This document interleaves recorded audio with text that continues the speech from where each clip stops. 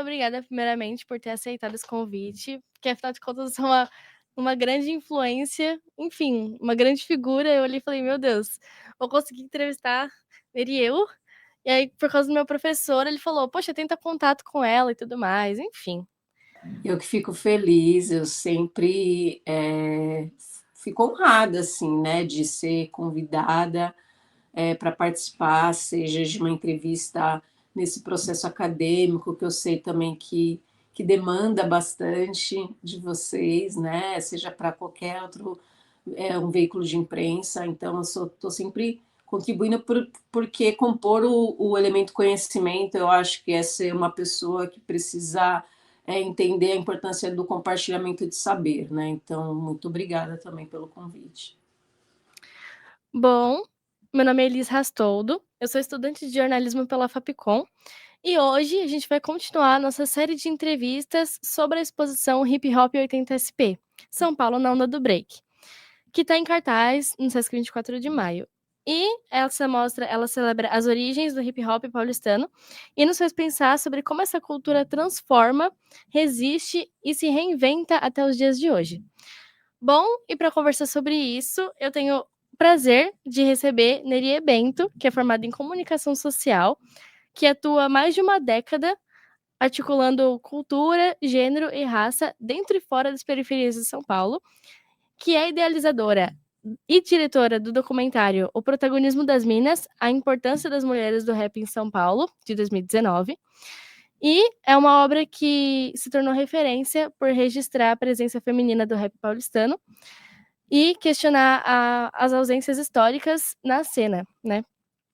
Além do seu trabalho como pesquisadora, é gestora cultural no Instituto de São Paulo, ela desenvolve projetos voltados à valorização da cultura urbana e à formação das novas gerações de artistas, mantendo um olhar atento à preservação da memória, à representatividade e à autonomia das produções negras e periféricas. Bom, muito obrigada por aceitar o convite e é uma grande honra poder estar conversando com você.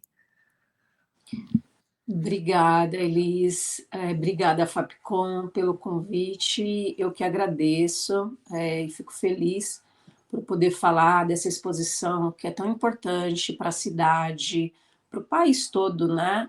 E para a cultura hip hop. Bom, agora para as perguntas. A exposição Hip Hop 80 SP, São Paulo na Onda do Break, revisita a origem e a força do hip hop paulistano nos anos 80. Eu quero saber como é que você enxerga essa memória sendo reconstruída hoje, né, recontada hoje, dentro de um espaço institucional tão grande como o Sesc, por exemplo. Eu enxergo com bons olhos, Elis, porque a gente está falando da primeira exposição em São Paulo nesse nível de qualidade e proporção, né? Ali a gente tem um acervo muito rico, que obviamente não consegue dar conta de toda a nossa linha do tempo, mas conseguiu ali fazer quase que um sankofa, né? Voltar um pouco no passado, pegar ali o nosso presente e aí propor a gente pensar um futuro.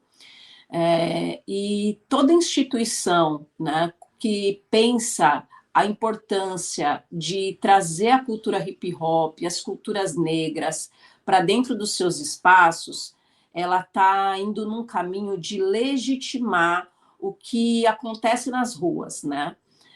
As culturas negras, elas nascem nas ruas, né, quase sempre, elas estão se articulando nas ruas.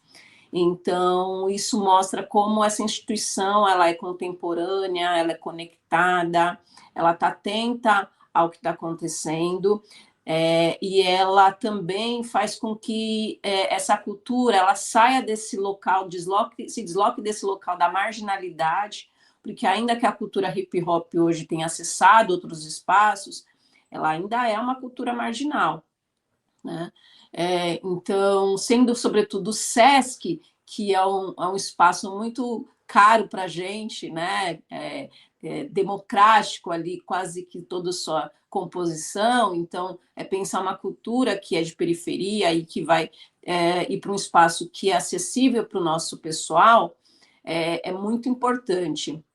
Então, eu enxergo com bons olhos, enxergo também a forma como foi composta essa exposição, a curadoria foi muito bem pensada, né? A gente tem duas mulheres negras ali à frente dessa curadoria, que é a Shari Line e a Rose MC, né? Então, eu sempre costumo dizer que se você estiver contando a história do hip hop e a Shari Line não estiver, então você está contando a história do hip hop errado, você já começou errado. Então, eu posso garantir que essa exposição ela não está sendo contada da forma errada.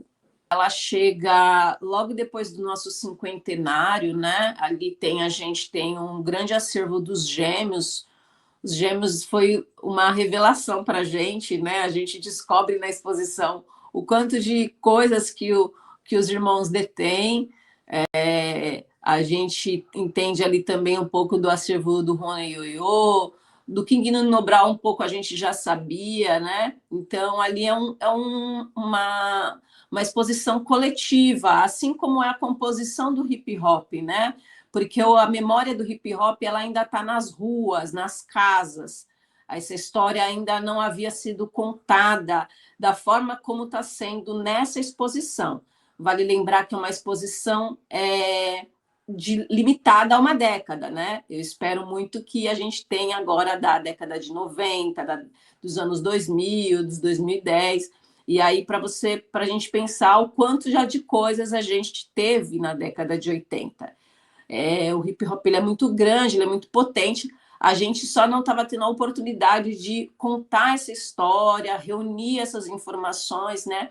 Então, quando o SESC consegue abrir esse espaço, realizar este investimento, porque também tem este outro lugar econômico, né, para se contar essa história do hip hop, para a gente é muito gratificante enquanto movimento. Né? E aí tem a ala das várias alas das mulheres, né? As pessoas acham que tem só uma ala ali das meninas, mas não tem. A gente tem, por exemplo, a própria ala ali da Buffalo Girls, que até uma questão muito, né, que é discutida entre os pesquisadores, porque a Buffalo Girls, alguns pesquisadores entendem elas como o primeiro LP de rap, mas na verdade, naquela época ainda o termo rap não existia no Brasil, né? A gente ainda achava que aquilo era break, né? Que era uma música de break. E aí é considerado o primeiro LP como de região abissal. Então, existe ali umas discussões no campo da pesquisa, mas também é uma ala ali destinada para as mulheres.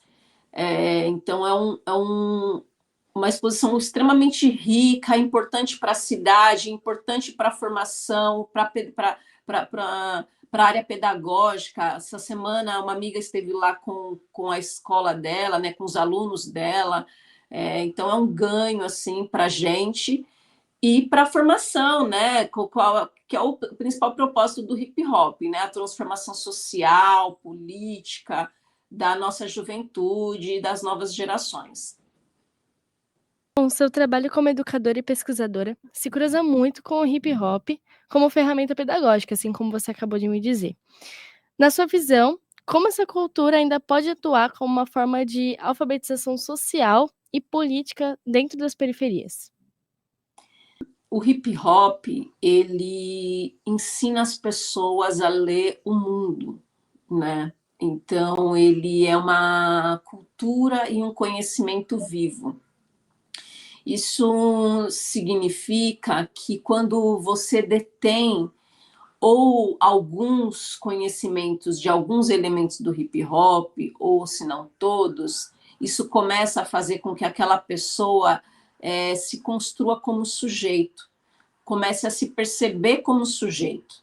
A gente vê, por exemplo, vários discursos, você vai observar várias declarações de pessoas falando que se compreendeu negro após ter ouvido a obra dos Racionais. Né? Você vai ouvir muito disso. Já um pouco mais na década, nos anos 2000, 2010 para cá, você vai ouvir isso das pessoas que ouviram Emicida, por exemplo. Né?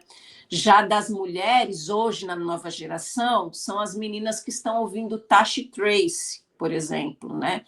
É lógico que aqui eu estou bastante focada no rap, mas a gente tem isso nas meninas e nos meninos que dançam breaking. Nós temos o KLJ, por exemplo, todos os DJs e as DJs que se desdobram ali a partir do elemento DJ, que consumiam a KLJ, DJ King, DJ Simone Las Denhas.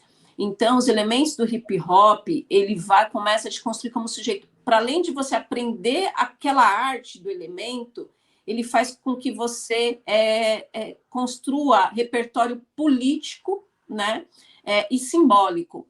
Por quê? Porque o hip hop, ele é essa cadeia de movimento que faz com que você vá ler um Malcolm X, né? Que uma pessoa vai falar, quando você ouve, você vai na discopédia, o DJ dando levanta um vinil e fala assim, sabe esse cara aqui que vocês estão ouvindo? Então, ele participou, ele foi fulano, e esse fulano estava lá no partido do Panteras Negras.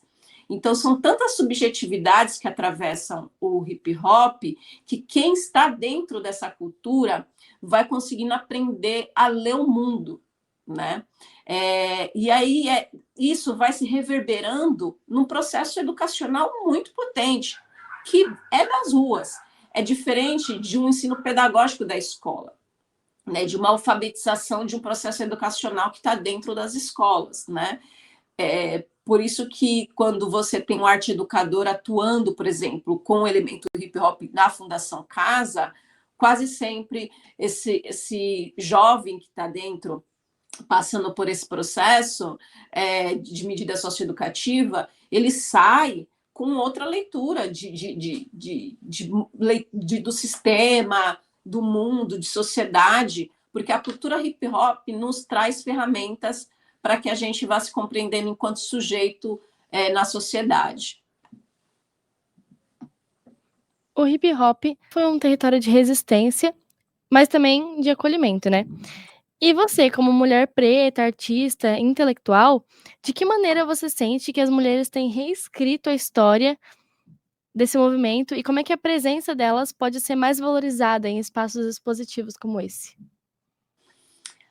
As mulheres, elas reescrevem a história tensionando a história, né?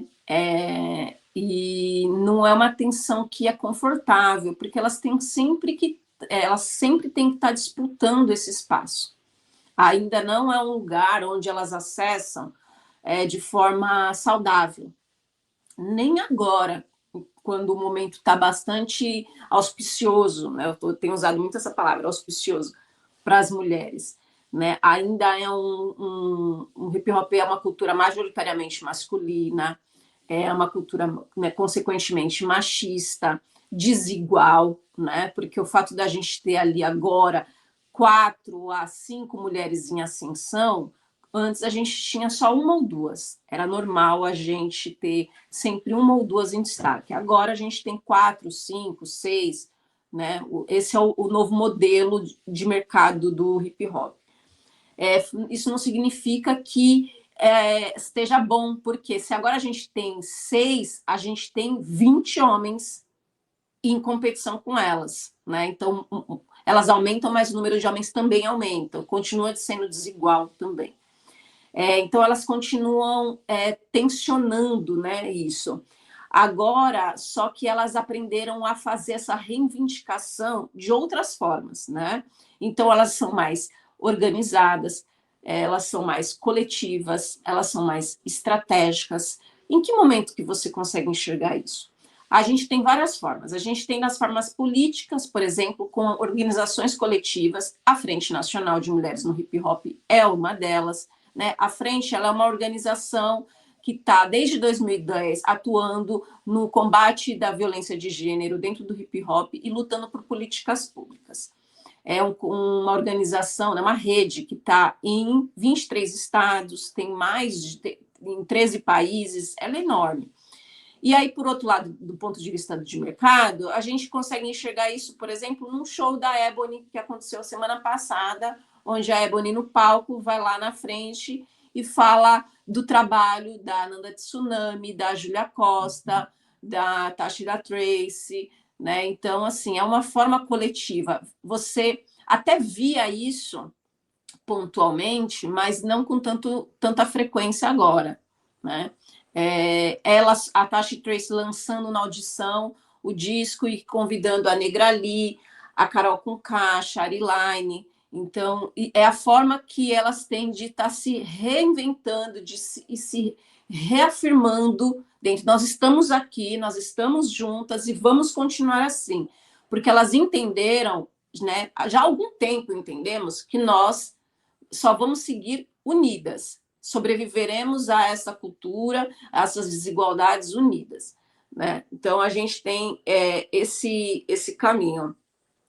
E aí isso faz com que elas estejam então no centro da narrativa. Em contrapartida, o público responde a isso, porque hoje também o público deixou de consumir, né, quem não está alinhado com essa voz dessas mulheres. Né? Então, antigamente, as mulheres, o que elas faziam? Elas queriam que os homens ouvissem elas. Então, elas se vestiam como eles, para agradar o público deles, né? Então, elas performavam uma masculinidade, porque era isso que a gente acreditava que funcionaria. Né? A gente se adaptava a essa realidade masculina do hip hop. Não que a gente não tivesse personagens femininas, a gente sempre teve. Shari Line se posiciona, sempre vestiu rosa, porque era uma postura dela, né, de se, ainda que tenha aquela, hoje a gente já tem essa discussão de que rosa não é de mulher e tal, naquela época a gente não tinha isso. Então Shari Line sempre vestiu rosa para se posicionar de que eu sou feminina, eu sou uma mulher e tal. A gente tem a Lady Rap, que é a primeira feminista, assim, autodenominada feminista, né? Ela tem, inclusive, o primeiro rap escrito feminista é o dela. Então, a gente sempre teve feminilidade acontecendo no rap, né? E na cultura hip hop. Mas, no geral, as meninas performavam masculinidade.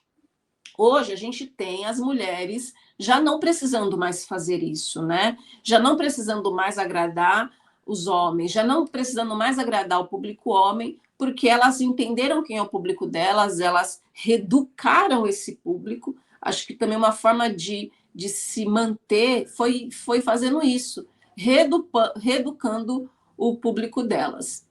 Então, acho que é isso. Bom, pensando na curadoria da mostra, que resgata grafite, picho, música e dança, eu queria saber o que significa para você ver esses elementos, muitas vezes marginalizados, ocupando agora um espaço formal de grande visibilidade. Existe uma discussão também nesse caminho, né? Porque tem pichadores que não aceitam que o picho nem seja considerado arte e nem que entre em instituições. Eu não acho que uma instituição, uma cultura de rua precise de uma instituição para legitimá-la. Mas eu acho que a gente, quando está dentro de uma instituição, a gente também está construindo epistemologia. Então, eu acho que a legitimação através de uma instituição também é reconhecer que aquele trabalho ele não é só marginal. Ele pode ser se ele quiser. Se ele quiser continuar sendo, está tudo bem, mas não somente. E aí eu posso trazer exemplos, um exemplo muito nítido do que eu vivenciei no Centro Cultural São Paulo, porque eu trabalhei 6 anos no Centro Cultural São Paulo, e lá havia uma questão assim muito difícil de trazer a cultura hip hop e o funk enquanto artes visuais para dentro da instituição. Então, assim, shows poderiam, era tranquilo. Apresentações de dança, tranquilo. Né? Tudo que compunha os elementos ali, padrões daquelas culturas, era normal. Mas quando era para se fazer uma leitura dessas artes, da dança, do breaking, do picho, né, como uma arte visual, ou seja, levar para uma exposição, aí já não. Não, porque já não era lido como arte. Não era uma perspectiva artística, visual de arte contemporânea negra, né? Porque a arte contemporânea negra era outra, ou a arte contemporânea era branca, era eurocentrada. Então, eu acho que é um lugar legítimo da nossa cultura ocupar. Eu acho que é ótimo que o SESC tenha aberto essa porta e não acharia diferente, assim, não me estranharia que não fosse o SESC, né? Acho que a gente tem uma que já aconteceu ali, que também pega o hip hop, que é a dos Racionais no Museu das Favelas, e agora a gente tem essa do SESC, e espero que outras que são bastante elitizadas continuem abrindo portas também para essas culturas. O hip hop, especialmente no Brasil, ele tem sido uma linguagem que, ao mesmo tempo, ele costura a arte, a política e a ancestralidade. Eu queria ver como é que você vê essa tríade sendo atualizada nas novas gerações constantemente. Elas são atualizadas pela juventude, né? Acho que é o momento onde a gente que é um pouquinho mais velho, e eu falo porque eu tenho 41 anos, que a gente se debruça, né? Porque são eles que levam vocês, porque você é jovem e é você que está fazendo isso agora exatamente, vai levar esse legado, né? Eu acho que vocês vão remixando essa tríade, né? E ela é importantíssima, né? Eu vejo que vocês têm feito muito bem isso. Eu acho que vocês têm expandido, inclusive a própria exposição, eu falo mesmo que ela é um sankofa, né? Esse caminho ela traz ali para a gente o passado, apresenta para a gente o presente, mas ela já traz uma perspectiva de futuro, porque eu tenho certeza que muita gente que vai nessa exposição vai pensar, nossa, eu também quero pesquisar, eu também quero, você mesmo está fazendo isso exatamente agora, assim, eu quero falar sobre essa exposição, né? Eu acho que isso é remixar, é pensar o futuro, né? É construir é quase que um pouco do afro, uma vertente do nosso afrofuturismo, assim, né? Então, eu acho que isso vocês têm feito muito bem. Vai sair pesquisadores, vai sair pessoas querendo produzir audiovisual disso, né? Nossa, acho que eu poderia fazer muito um documentário disso aqui. Eu sei que já tem gente querendo fazer, porque já conversou comigo, né? Então, eu acho que propor novos futuros e garantir a memória da nossa história, né? A gente só não conseguiu contar a nossa história antes porque a gente não tinha, estrutura, né? Dois, porque a gente estava sobrevivendo. É essa geração agora que, com um pouco mais de estrutura, um pouco mais de acesso, a gente deposita, inclusive, essa esperança nessa nova juventude agora, que vai conseguir dar conta disso. Então, eu sempre falo, vai lá no Nelson Triunfo, vai lá na Chariline, vai lá no King Nino Brau, vai lá na Rose MC, vai lá na Luna. Os nossos griots todos estão vivos ainda. Olha que incrível isso. Daqui a pouco eles não vão estar mais, eles estão tudo beirando 60, 70 anos, entendeu? Os nossos griots todos estão vivos. Se não é a nossa juventude agora para poder garantir esse futuro, né? A gente não consegue, né? Para garantir a história dessa nossa ancestralidade, a gente não vai ter memória mais, assim, daqui uns 10 anos. Então, acho que é isso. Seu trabalho, ele fala muito sobre a construção de identidade e consciência a partir da cultura, né? E como é que a exposição e as narrativas que ela traz, elas podem inspirar uma nova forma de olhar para o hip hop e não só como uma expressão artística, mas também como memória e conhecimento. Eu acho que é muito nesse caminho, assim, ela pode inspirar as pessoas a novas produções de conhecimento, né? Essa exposição, ela é uma aula, assim. Eu tenho, para mim, que a gente teve 2 momentos de aulas, eu falo de produção material, tá? A gente teve nos últimos 5 anos 2 momentos de produção material no hip hop. Um foi o livro e o documentário produzido pela Guelé 10 dos 30 anos do Projeto Rappers. Inclusive, deixo aqui a dica. E agora, essa exposição ela faz com que a gente traga não só um novo olhar, mas revisitar a nossa história e pensar novas perspectivas, que é exatamente isso que eu falei. Né? Você chega lá, por exemplo, a primeira ala é a ala da Martha Cooper, é a ala da fotografia. Então, aquilo ali é um deleite para quem é do audiovisual. Aquilo ali, amor, esqueça, entendeu? Aquilo ali é um deleite para o audiovisual. A partir daquilo, como que a gente, então, se eu sou uma fotógrafa, se eu sou uma pessoa que pensa audiovisual, como que eu consigo registrar a história da cultura hip hop? Hoje, eu vou dar um exemplo. A pessoa que melhor detém arquivo de audiovisual do hip hop é o maníaco da câmera. Mas o maníaco da câmera hoje, ele já não está mais em atuação, em atividade. Ele tem agora um podcast incrível, inclusive, mas ele não está atuando tanto mais, porque ele era o videomaker do Manos e Minas. Então, ele ficou mais de 10 anos captando tudo o que acontecia no hip hop. Quem consegue hoje, a partir disso, ter todo esse acervo, né? Quem está fazendo isso? Que não seja só fotografia de shows de artistas, porque eu sei que isso a gente tem um monte, né? Quem consegue pensar numa perspectiva da Martha Cooper?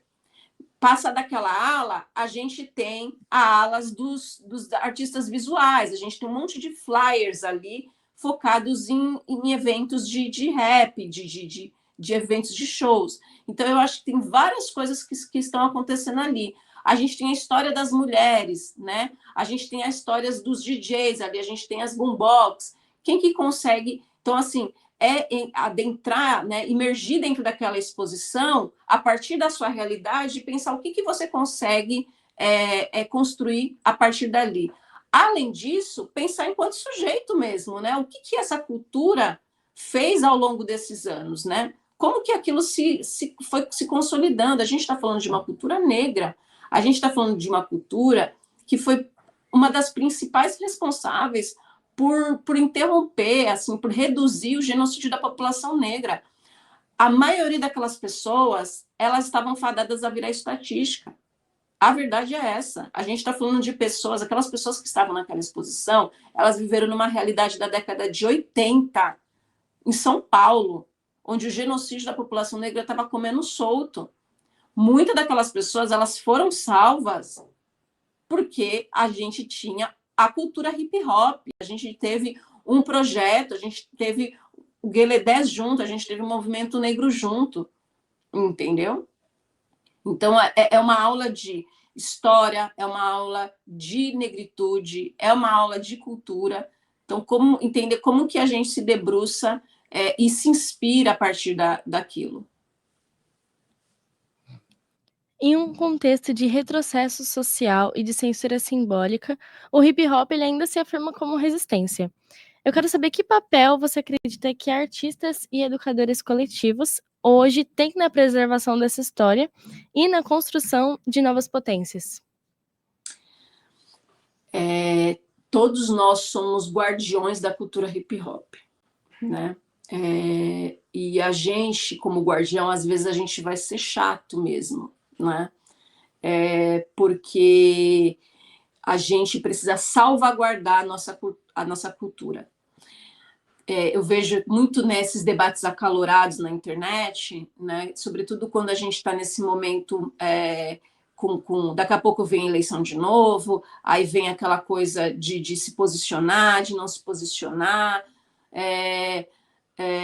A gente tem, nesse momento, acho que é importante dizer-lhes, a gente está num momento muito favorável para a cultura hip hop, da perspectiva política. E dependendo do momento que a gente está, quando eu falo isso, eu estou falando de políticas públicas, tá? A gente tem hoje um Museu do Hip Hop Museu do Hip Hop do Rio Grande do Sul, que foi uma conquista através do governo atual. Nós conseguimos assinar o decreto reconhecendo o hip hop no país inteiro, conquista do governo atual. Isso nunca aconteceu no hip hop. A gente está falando de uma cultura de 40 anos, tá? Aqui no Brasil, 42 agora, porque o hip hop tem 50 anos nos Estados Unidos. A gente conseguiu agora 2 casas de hip hop da mulher, uma em Brasília, que vai ser inaugurada, agora está em reforma, e uma no Rio Grande do Sul. A gente conseguiu um edital para o hip hop, também pelo Ministério da Cultura, e um edital das mulheres pelo hip hop, pelo Ministério das Mulheres. Então, são muitas políticas importantíssimas por este governo. E a gente só consegue isso com uma união de forças, uma união de pessoas, de guardiões, de frentes de lutas diversas. Um grande spoiler, que eu vou pedir para você só anunciar quando você estiver publicando o seu trabalho, porque ninguém sabe disso ainda. Nós vamos ter agora, ano que vem, no começo do ano já, o primeiro museu de hip hop de São Paulo. Eu sou a diretora de comunicação dele, tá bom? Que também é uma conquista, do, provavelmente esse acervo que está indo do, não é certeza ainda, tá? A gente vai pedir que esse acervo parte desse acervo que está aí no Sesc vá para a gente. Então, acho que vai ser bom para o seu trabalho. Mas você não pode falar nada, porque ainda... O museu já está certo, tá? Mas a negociação do acervo ainda não. Então, também é uma luta que conquista desse governo. E aí, por que quando a gente, então, dependendo do momento que a gente está político, nós, enquanto pessoas do hip hop, a gente precisa atuar como guardiões da nossa cultura. A gente precisa se posicionar, porque isso, tudo que a gente tem, pode ser derrubado em minutos, em questões assim de minutos. E isso que a gente conseguiu é muita coisa. É muita coisa, entendeu? Porque a gente conseguiu isso, levou 40 anos para a gente conseguir isso em menos de 2 anos. E eu estou falando só assim, uma pequena pincelada, porque tem várias outras coisas, tá? Então, esse é o nosso papel. Isso na parte de guardião, né, ali daquelas pessoas que estão trabalhando e lutando por essas políticas. Enquanto educadores, o nosso papel é compartilhar saber. E o compartilhar, e como o educador, qual que é a principal motivação dele? O conhecimento, né? Não é o dinheiro necessariamente. Então você vai ver quase sempre esses educadores indo nos mais diversos cantos desse país, tirando o dinheiro do bolso para poder levar conhecimento para as pessoas. Eu poderia enumerar milhões de pessoas que fazem isso, né? Porque acreditam no papel transformador do hip hop. Eu tenho um amigo que ele tem um projeto, ele é um MC, o do MC, ele tem um projeto que se chama Rap na Mala. Eu acho incrível isso que ele faz. Ele coloca um estúdio na mala dele, e ele é arte educador da Fundação Casa, e aí ele aciona jovens que estavam em medida socioeducativa, que ele conheceu dentro da fundação, e que ele viu que gostou muito ali de fazer rap e tal, e aí ele vai até a casa dessa pessoa, né, ele aciona essa pessoa depois que ela saiu, vai até a casa dessa pessoa e fica lá alguns dias ensinando essa pessoa para fazer um rap, alguns raps ali, coloca a pessoa, abre um estúdiozinho ali na mala, grava a pessoa, coloca na plataforma para a pessoa, tudo direitinho, ensina a pessoa algumas questões e vai trocando ideia também de a questão do sistema, né, de como é importante ficar em liberdade, né, auxilia ali na questão da procura do emprego, e sem verba, sem nada. Então, assim, esse é um nível de educadores que a gente tem dentro da cultura hip hop, assim, sabe? Bom, e para Acho que é isso. encerrar, se você pudesse escolher um símbolo ou uma memória pessoal que representasse o hip hop, qual seria e o porquê? Eu não tenho um símbolo e nenhuma memória, mas eu tenho uma pessoa que, assim, não sei se pode. Pode, com certeza. A minha mestrona, assim, a Luna Rabete. A Luna, ela é eu falo que ela é quase que uma anônima, porque ela gosta de ser assim, mas a Luna, ela é a pessoa responsável por quase todas as políticas que existem hoje para o hip hop. Quase todas têm o dedo dela. Todas essas que eu estou falando, que eu falei, que eu citei, tem o dedo dela. E eu acho que hoje não teria o hip hop que a gente conhece hoje, e ela salvou já tantas pessoas, tantas pessoas. Ela é presidente, ela já foi a presidente da Frente Nacional de Mulheres no Hip Hop, foi ela que criou essa frente. E eu acho que ela é a síntese do que é o hip hop, assim, uma pessoa completamente altruísta, que conseguiu sintetizar o que é realmente estar disposta a transformar a sociedade através de uma cultura nos 4 cantos do país, assim, ela é uma pessoa que realmente está nos 4 cantos do país, você nunca sabe onde que ela está. Tá, mês que vem mesmo ela vai estar no Ceará, assim, e eu acho que ela conseguiu traduzir para mim o que é a potência que é a cultura hip hop, assim, ela é uma rapper, já foi big girl, hoje é professora de história, então eu quero sempre poder fazer essa menção honrosa, assim, porque ela, para mim, ela é o principal pilar do hip hop aqui no Brasil. Bom, Nelie, muito obrigada. Conversar com você foi uma experiência muito potente. Essa trajetória, ela mostra realmente como é que o hip hop, ao mesmo tempo a memória, a voz, enfim, o movimento, ele consegue estar presente em todas essas coisas, em todas as questões. E eu agradeço muito por compartilhar suas ideias e por contribuir com tanta sensibilidade para esse projeto.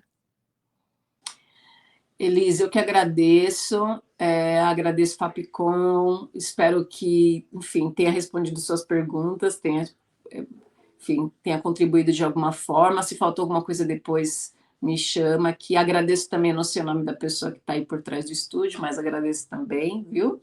E espero que você tenha caminhos abertos aí nesse trabalho que você está fazendo. Muito obrigada, viu? Foi um prazer. Um Prazer, beijo. tá? Prazer é meu.